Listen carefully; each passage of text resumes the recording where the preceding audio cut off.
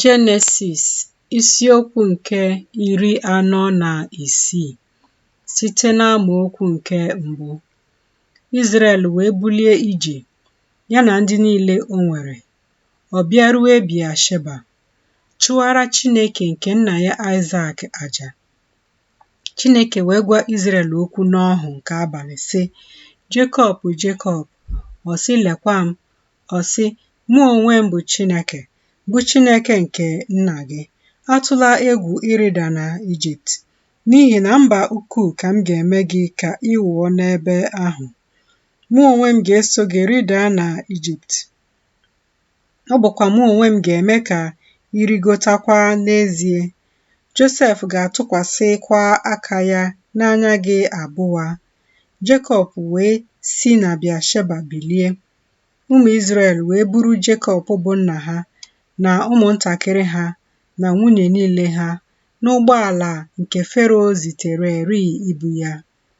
Ha chịrị anụ ụlọ ha na akụ ha, bụ nke ha kpatararị n'ala Kenan, bata na Ijipt, bụ Jekọb na mkpụrụ ya niile, tinyere onwe ya, ya na ụmụ ya ndị ikom, na ụmụ ndị ikom nke ụmụ ya ndị ikom, ụmụ ya ndị inyom, na ụmụ ndị inyom nke ụmụ ya ndị ikom. Ọ bụ mkpụrụ ya niile ka o mere ka ha soo ya bata na Ijipt. Ma ndị a bụ aha ụmụ Izrel ndị batara na Ijipt: Jekọb na ụmụ ya ndị ikom. Ọkpara Jekọb bụ Ruben. Ụmụ ndị ikom Ruben: Hanok na Palu na Hezron na Kami. Ụmụ ndị ikom Simeon: Jemuel na Jamin na Ohad na Jakin na Zoba na Shaul, bụ nwa nke nwanyị Kenan ahụ. Ụmụ ndị ikom Livai: Geshọn na Kohat na Merari. Ụmụ ndị ikom Juda: Iya na Onan na Shila na Perez na Zera.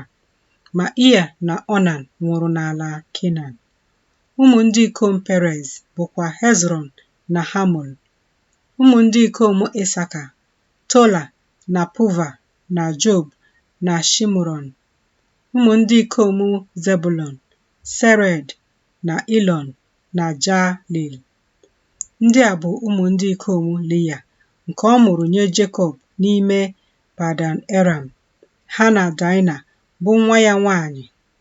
Mkpụrụ obi niile nke ụmụ ya ndị ikom na ụmụ ya ndị inyom bụ 113.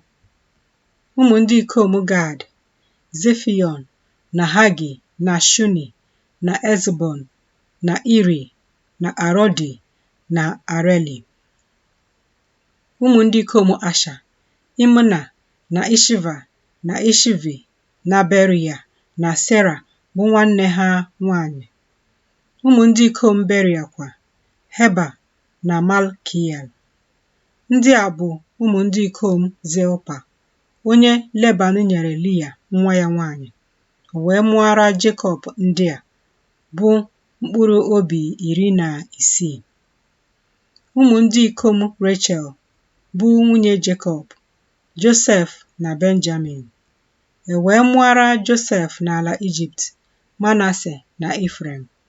Ndị Asenat, bụ nwa nwanyị Pọtifera onye nchụaja nke On, mụrụ nye ya.